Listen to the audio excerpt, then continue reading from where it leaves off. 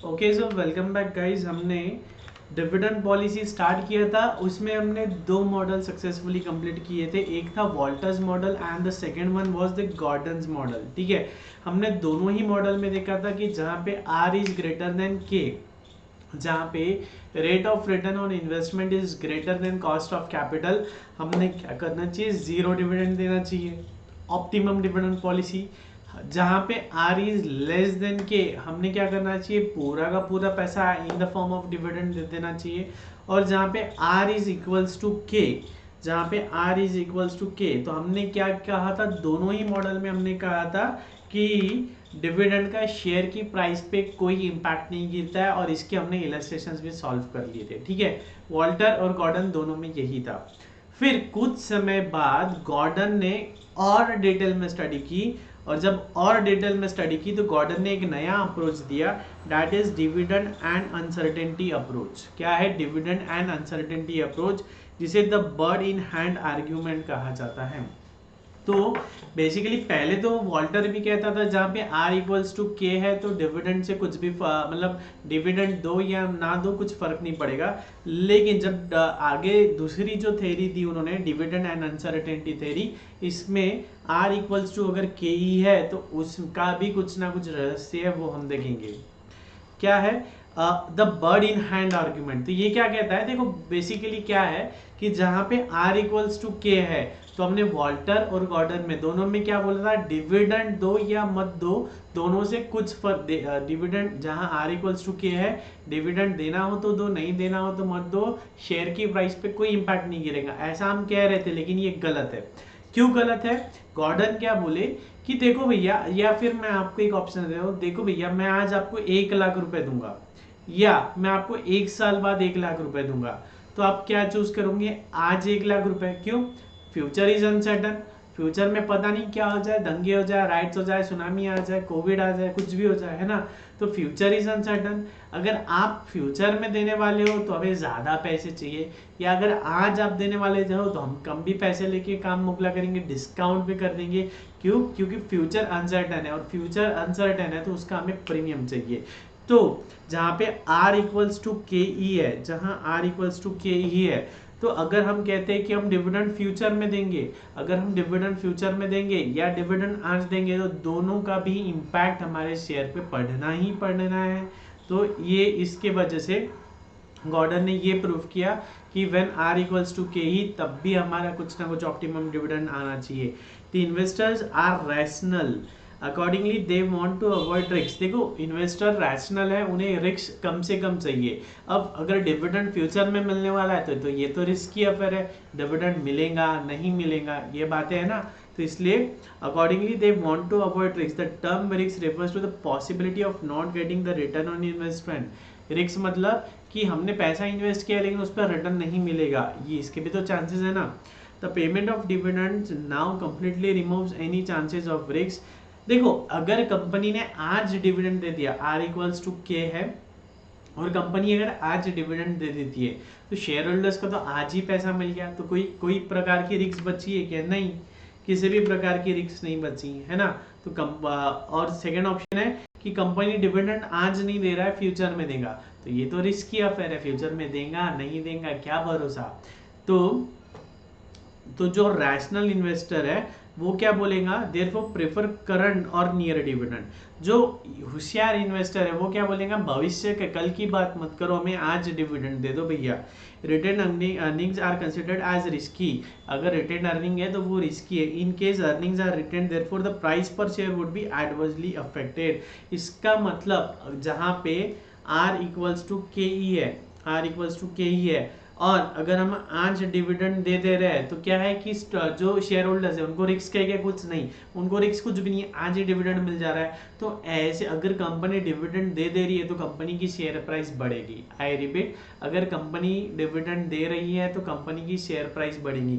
On the contrary, अगर company dividend नहीं दे रही है, कंपनी रिटेन्ड अर्निंग रख रही है, अगर कंपनी रिटेन्ड अर्निंग रख रही है तो ये तो रिस्क है, ये तो रिस्की अफेयर है, तो रिस्क के लिए तो हमें प्रीमियम भी लगेगा, तो कंपनी की शेयर प्राइस कम हो जाएगी। That's it. ये था the bird in hand approach. जी हमने बचपन में सुना होगा, a bird in hand is worth two in bushes. हाथ में एक पंछी ज़्यादा वैल्यूएबल है as compare to two in the bushes, क्योंकि जो बुशेस में वो पकड़ में आएंगे नहीं आएंगे इसकी क्या गारंटी है ना। तो this was all about the Gordon's approach. Now let's check out the dividend irrelevance model. हमने देखा था डिविडेंड के दो तरह के मॉडल है, रिलेवेंस एंड इररिलेवेंस। रिलेवेंस में हमने वॉल्टर्स पढ़ा, गॉर्डन पढ़ा। अब इररिलेवेंस में हम सिर्फ एक पढ़ेंगे, Modigliani and Miller approach, that is MM model. क्या पढ़ेंगे? MM model. तो मोदिग्लानी एमएम अप्रोच या मोदिग्लियानी एंड मिलर अप्रोच क्या बोलता है कि जो कंपनी की शेयर की प्राइस है उसका डिविडेंड पे कुछ भी लेना नहीं है। कंपनी की डिविडेंड पॉलिसी का और कंपनी के शेयर प्राइस का कुछ भी संबंध नहीं है। रिलेवेंस में क्या बोला था हमने? डिविडेंड का और शेयर प्राइस का डायरेक्ट कुछ ना कुछ संबंध है, लेकिन एमएम अप्रोच में हम क्या कह रहे हैं कि कंपनी के डिविडेंड पॉलिसी का और कंपनी के शेयर प्राइस का कोई भी रिलेशनशिप नहीं है। ठीक है। Dividend policy, growth and valuation of share, advance most comprehensive argument. ठीक है। जो कंपनी की शेयर की वैल्यू है वो किस पे निर्भर करती है? एमएम क्या बोलते हैं कि फर्म की असेट या उसकी इन्वेस्टमेंट पॉलिसी पे। कंपनी की जो शेयर प्राइस है वो किस पे डिपेंड करती है? कंपनी की एसेट्स पे और कंपनी की इन्वेस्टमेंट पॉलिसी पे, ना कि डिविडेंड पॉलिसी पे। डिविडेंड का शेयर प्राइस पे कुछ भी संबंध नहीं है। ठीक है। तो ये था हमारा एमएम अप्रोच। अब अजम्पशंस क्या है इसके? मोदिग्लानी एंड मिलर अप्रोच के अजम्पशंस क्या है? पहला अजम्पशन है कि capital market are perfect. Capital market मतलब जो शेयर मार्केट है वो परफेक्ट है। Investors are rational. इन्वेस्टर कैसा है? होशियार है। Information is freely available. ऐसा नहीं है कि इंफॉर्मेशन मिलती नहीं है, information is freely available. Transaction cost are nil. Zero transaction cost है। शेयर खरीदने का, बेचने का या नया इश्यू लाने का कोई ट्रांजेक्शन कॉस्ट नहीं है। जो ये कहा flotation cost does not exist, मतलब हम नया शेयर इश्यू करना चाहते हैं, आईपीओ लाना चाहते हैं, एफपीओ लाना चाहते हैं तो उसका कोई खर्चा नहीं लगता है।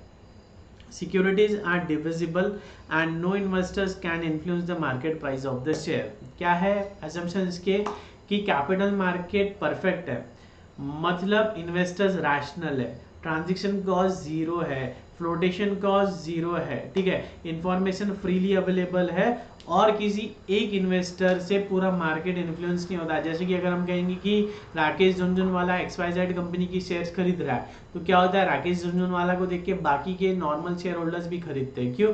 क्योंकि राकेश झुनझुनवाला ने खरीदा मतलब कुछ ना कुछ तो होगा। तो ये इन्फ्लुएंस, तो ऐसा कोई इन्फ्लुएंस मार्केट में नहीं है। तो ये थे हमारे बहुत सारे assumptions। इसके बाद देयर आर नो टैक्सेस, मतलब कोई टैक्स नहीं है। डिविडेंड डिस्ट्रीब्यूशन टैक्स भी नहीं है, कैपिटल गेन टैक्स भी नहीं है। The firm has a fixed investment policy which will not change. Firm की एक फिक्स इन्वेस्टमेंट पॉलिसी और जो चेंज नहीं होगी। So if the retained earnings are reinvested there will not be any change in the risk of the firm. So K remains the constant. In short कि K constant है। And the last one is flotation cost is zero. ठीक है। तो मोदिग्लानी और Miller क्या कहते हैं कि फर्म की शेयर प्राइस का डिविडेंड पॉलिसी से कुछ भी संबंध नहीं है। शेयर प्राइस डिपेंड करता है फर्म की एसेट पे या फर्म की इन्वेस्टमेंट पॉलिसी पे। तो इन्होंने पहले तो इसको प्रूव करके दिया कि हमारे शेयर की जो प्राइस है वो कैसे होती है। जो हमारा फ्यूचर का डिविडेंड है प्लस फ्यूचर की जो प्राइस है उसको प्रेजेंट डिस्काउंट कर लिया, डिवाइड बाय 1+R से कर लिया, तो वो आ जाएंगी हमारी आज की शेयर वैल्यू। ठीक है। तो क्या आ जाएंगी हमारी आज की share value. With this assumption the market price of the share मतलब P0, market price of the share मतलब P0 at the beginning of the period is defined as equal to the present value of dividend and market price at the end of the year। क्या कहते हैं कि आज की जो share की value है P0 वो क्या है? जो डिविडेंड हम देने वाले हैं और जो मार्केट प्राइस एक साल बाद रहने वाली है उसकी प्रेजेंट वैल्यू। तो D1 + P1 / 1+R। ठीक है। P0 मतलब मार्केट वैल्यू आज की, R मतलब रेट ऑफ कैपिटलाइजेशन, D1 मतलब डिविडेंड जो एक साल बाद देने वाले हैं और P1 मतलब एक साल बाद जो प्राइस रहने वाली है। तो मान लो एक साल बाद हम ऐसा समझते हैं कि हमारी शेयर की प्राइस 100 रुपये रहने वाली है और एक साल बाद हम डिविडेंड 5 रुपये देने वाले हैं। तो हमारी शेयर की आज की वैल्यू क्या रहेंगी? 105 को डिस्काउंट कर लो आज की वैल्यू, 105 की यहाँ से प्रेजेंट वैल्यू निकाल लो, वो अपनी शेयर की प्राइस रहेगी, ठीक है। अब इसके बाद में हम क्या कह रहे थे कि एमएम अप्रोच क्या कहता है कि डिविडेंड पॉलिसी का शेयर प्राइस पे कोई भी संबंध नहीं है, और हमने शेयर प्राइस कैसे निकाली, डिविडेंड को यूज करके निकाली। तो हम क्या करेंगे, ये डेरिवेशन है, ये डेरिवेशन यूज करके ये जो फॉर्मूला है इसको, इसमें जो डी है डी को रिप्लेस कर देंगे। ये जो फॉर्मूला है इसमें जो डी दिया है इस डी को हम रिप्लेस कर देंगे। Okay, since we are commerce student, हमें डेरिवेशन की कोई ज़रूरत नहीं। फिर भी मैं एक बार समझाता हूँ, एक बार में समझ में आया तो बहुत अच्छा, नहीं है समझ में आया तो एक बार और देखना और एक बार देखना, और फिर भी नहीं समझे तो इसको छोड़ देना, ये एग्जाम्स में नहीं आने वाला है। एक लॉजिक मैं आपको बता देता हूँ क्या है, ठीक है। तो ये क्या कहता है, a firm committed to the equity financing में retained earning and forgo selling additional shares. तो देखो हमने क्या पढ़ा था कि हमारे फर्म की कुछ इन्वेस्टमेंट पॉलिसी होती है, हमारे फर्म की कुछ इन्वेस्टमेंट पॉलिसी है कि हम हर साल कुछ ना कुछ इन्वेस्टमेंट करने वाले हैं, ठीक है। तो मान लो हमें इन्वेस्टमेंट करना है कितना, आय, हमें कितना इन्वेस्टमेंट करना है, आय। अब हमने कुछ पैसा अर्न किया है जिसको अभी तक हम ई बोल रहे थे, अब इसमें ई के जगह हम उसको बोलेंगे वाई। हम कुछ अर्न कर रहे थे, पैसा नेट प्रॉफिट आ रहा था, है ना। हमारे पास कोई प्रोजेक्ट है जिसमें हमें पैसा लगने वाला है आय, और हमने कमाई कितनी की है, हमने वाई की कमाई की है, ठीक है। अब अगर फॉर एग्जांपल हमें इन्वेस्टमेंट करना है नया 10 लाख का, ठीक है, तो और हमारे पास अर्निंग है 5 लाख की, ठीक है। तो हम क्या करेंगे, बचे हुए 5 लाख कहाँ से लाएंगे, न्यू शेयर इशू करेंगे, है ना। बचे हुए 5 लाख कहाँ से लाएंगे, न्यू शेयर इशू करेंगे, ठीक है। वही अगर मान लो हम डिविडेंड दे रहे हैं 2 लाख का, मान लो अगर हम डिविडेंड दे रहे हैं 2 लाख का, तो मतलब क्या हुआ, हमने कमाई कितनी की थी, 5 लाख किए थे, हमने 5 लाख की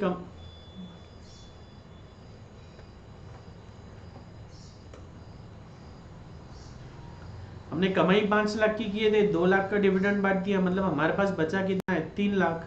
हमारे पास पैसा कितना बचा है,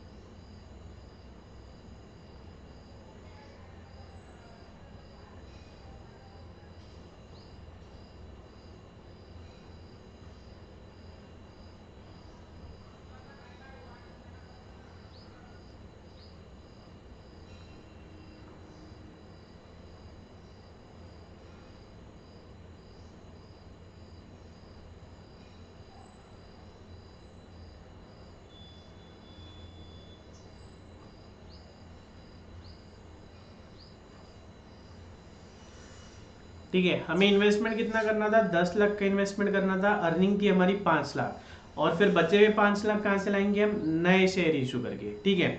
मान लो हमने 2 लाख का डिविडेंड दिया, तो हमने कमाई की थी 5 लाख, 2 लाख का डिविडेंड दे दिया, बचे कितने, 3 लाख। हमें चाहिए कितने, 10 लाख, 10 में से हमारे पास कितने हैं, 3 लाख, तो 90 कितने लाना है, 7 लाख। तो हमें नया पैसा कहाँ से लाते थे, न्यू शेयर इशू करते थे हम 7 लाख का। ये एक बेसिक पिक्चर क्लियर हुई है, ठीक है। ये अभी यूज में आने वाला है आपके। तो a firm committed to equity financing में retained earning and forgo selling additional shares or it may pay dividend and cell shares. देखो क्या है कि एक तो दो बातें, फॉर एग्जांपल हमें या ऐसा समझो कि हमारे इन्वेस्टमेंट की रिक्वायरमेंट है 5 लाख, हमारी इन्वेस्टमेंट की रिक्वायरमेंट है 5 लाख। तो एक तो हमारी कमाई कितनी हो गई है, 5 लाख की। अगर 5 लाख की कमाई हो गई है और हम 0 डिविडेंड दे रहे हैं, तो हम क्या करेंगे, नया शेयर इशू करेंगे क्या, नहीं। हमारे को चाहिए थे 5 लाख, 5 लाख की कमाई हुई, डिविडेंड 0 दिया, तो हम नया शेयर इशू करेंगे क्या, नहीं। वही अगर हमारी 5 लाख की कमाई हुई और पूरा 5 लाख हमने डिविडेंड दे दिया, तो हमको रिक्वायरमेंट भी 5 लाख की है, हमको इन्वेस्टमेंट में 5 लाख की ज़रूरत है, 5 लाख की कमाई की लेकिन 5 लाख का डिविडेंड दे दिया, तो बच्चे कितने, 0। तो फिर हम क्या करेंगे, नए शेयर इशू करेंगे 5 लाख के, है ना। ये दो ही पॉसिबिलिटी है ना, एक तो जो हमें इन्वेस्टमेंट करना है, एक तो हम हमारे रिटेन अर्निंग से करेंगे या नए शेयर इशू करके करेंगे, ठीक है। According to MM, the discounted value per share before and after a dividend payment with an accompanying sales of share will be the same as if the earnings had been retained with no accompanying sale of shares। ठीक है, तो Modi Gilani Miller क्या कहता है कि अगर हम dividend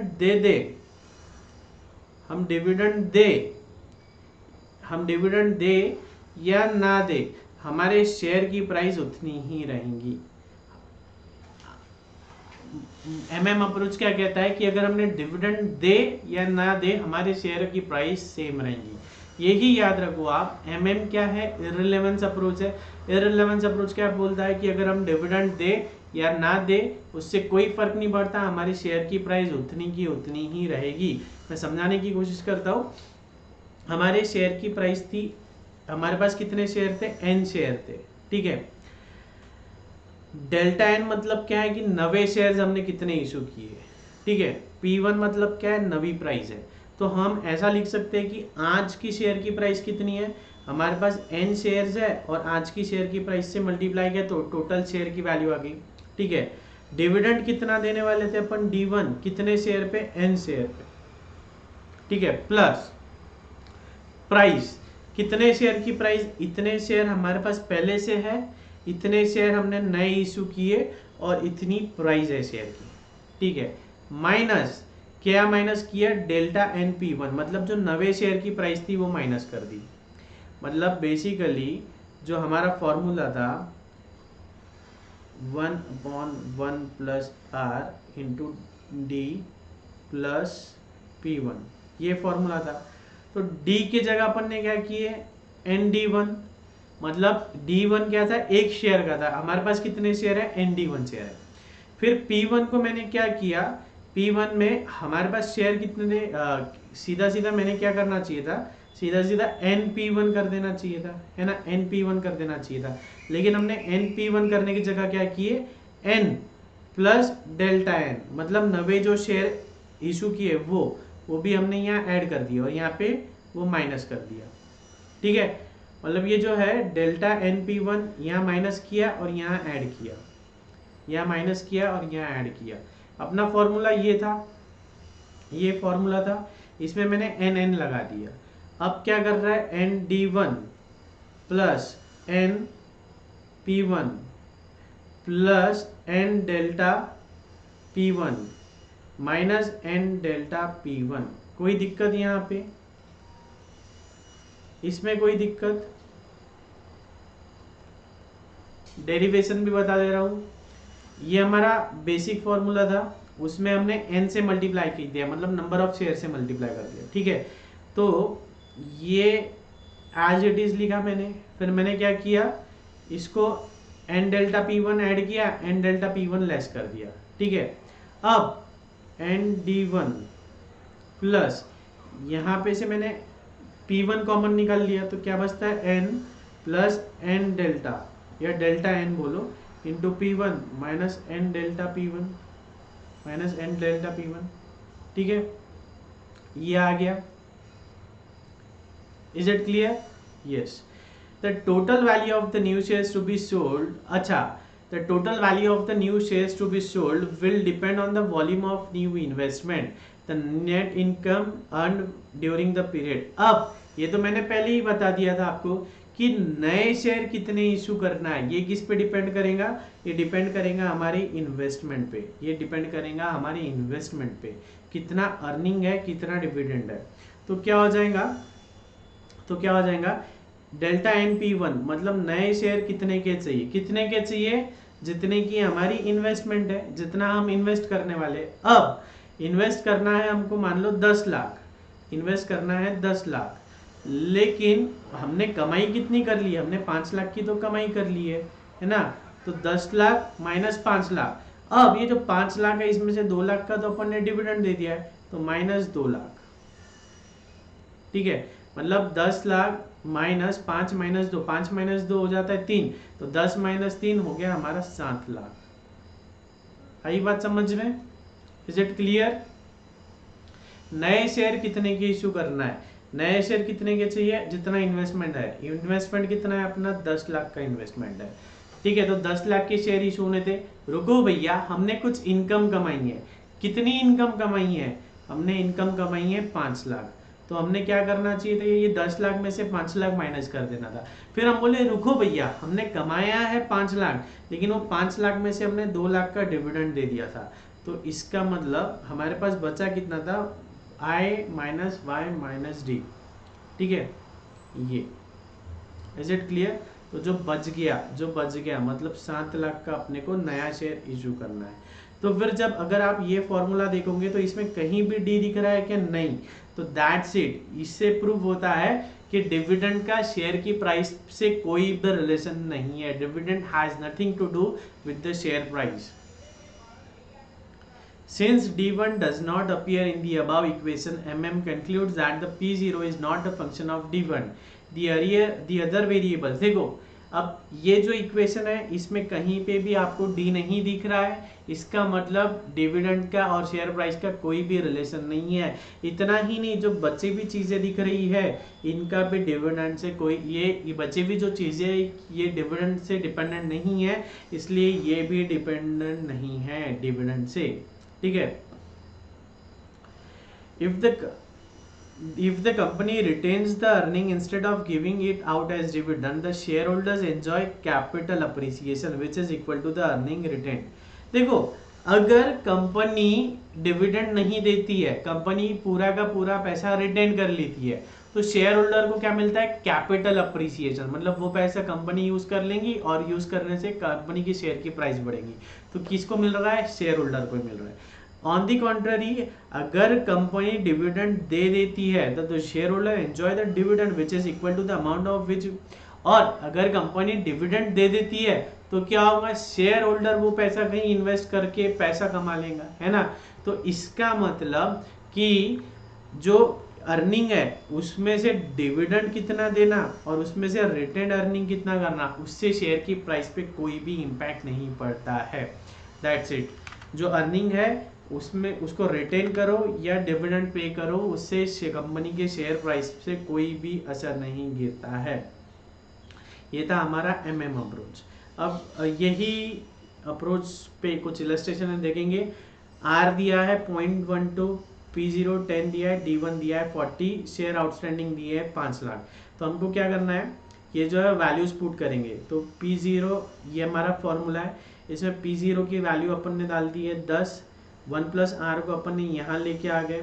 हमारा फॉर्मूला था P0 equals to 1 plus R into D1 plus P1। ठीक है, तो P0 into 1 plus R equals to D1 plus P1। ठीक है, अब P0 कितना है, 10 है, 1.12 इक्वल्स टू D1 कितना है अपना, D1 का वैल्यू कितने दिया है, 40 पैसा, तो 0.40 प्लस P1, तो देयरफॉर P1 का वैल्यू कितना आ गया, 10.8। शेयर का वैल्यू कितना आ गया फ्यूचर में, 10.8। ठीक है, अगर हम डिविडेंड नहीं देते तो शेयर का वैल्यू कितना आ जाता है, 10 इंटू 1.2, ये 0 हो जाता था, तो शेयर का वैल्यू हो जाता था 11.2। ठीक है, अब ये क्या कहता है, इफ द कंपनी अर्न्स, अब कंपनी कमा रही है 1 रुपए पर शेयर, न्यू इन्वेस्टमेंट है 10 लाख, तो क्या, तो देखो कंपनी को इन्वेस्टमेंट कितनी करनी है, कंपनी को इन्वेस्टमेंट करनी है 10 लाख की, कंपनी के पास शेयर कितने हैं 5 लाख के, और एक शेयर पे कितना कमा रही कंपनी, 5 लाख, तो आय है अपना 10 लाख, अर्निंग है अपनी 5 लाख, और डिविडेंड कितना दे रहे हैं अपन, 40 पैसा दे रहे हैं एक शेयर पे, तो 0.40 इंटू 5 लाख मतलब कितना, 2 लाख का अपना डिविडेंड है, तो बचता कितना, 7 लाख, और डेल्टा एन मतलब अपने को इतने 90 शेयर इशू करना है, वही अगर अपन डिविडेंड नहीं दे रहे तो 2 लाख कम हो जाएगा, तो 5 लाख डिवाइड बाय ये, तो फिर इतने नए शेयर इशू करना है। तो बेसिकली MM अप्रोच क्या कहता है, जो भी मैंने बोला है समझ में आया तो बहुत अच्छा, नहीं समझ में आया तो इतना ध्यान में रख लो। MM अप्रोच यही कहता है कि डिविडेंड का कंपनी की शेयर प्राइस पे कोई भी इम्पैक्ट नहीं गिरता है। That's it. अब लास्ट लाइन में क्या पढ़ता हूँ, इसे हाईलाइट कर दो। The unrealistic assumptions of MM hypothesis rendered the hypothesis unrealistic and insignificant. Last में क्या है कि ये जो भी हमने पढ़ा ये यूजलेस है, हमने जो भी मोदिग्लानी मिलर अप्रोच पढ़ा ये यूजलेस है, अनरियलिस्टिक है। क्यों? क्योंकि इसके जो भी अजम्पशंस है ना ये सारे गलत अजम्पशंस है, ऐसा अजम्पशन करना ही गलत है, ठीक है। तो एमएम जो अप्रोच है ये बेसलेस है, इररिलेवेंट है, ऐसा इन्होंने लास्ट लाइन में बोल दिया है, ठीक है। तो आपको ये समझ में आया है तो बहुत अच्छा, नहीं समझ में आया तो एक बार दो बार वीडियो देखो और स्ट्रेस लो मत ज़्यादा, क्योंकि 4 मार्क्स का ही डिविडेंड है। मैंने आपको एक स्ट्रैटेजी भी बताई है, how to score 70-75 plus in FSM, और ये टॉपिक 3 से 4 मार्क्स का आएगा। मुझे नहीं लगता है कि ये अप्रोच पे हार्डली कोई क्वेश्चन बन पाएगा। ओके, सो अभी जितना भी मैंने लेक्चर्स प्रोवाइड किए, आई होप आप वो देख रहे हो, पढ़ रहे हो और एमसीक्यू सॉल्व कर रहे हो ज़्यादा से ज़्यादा। ओके।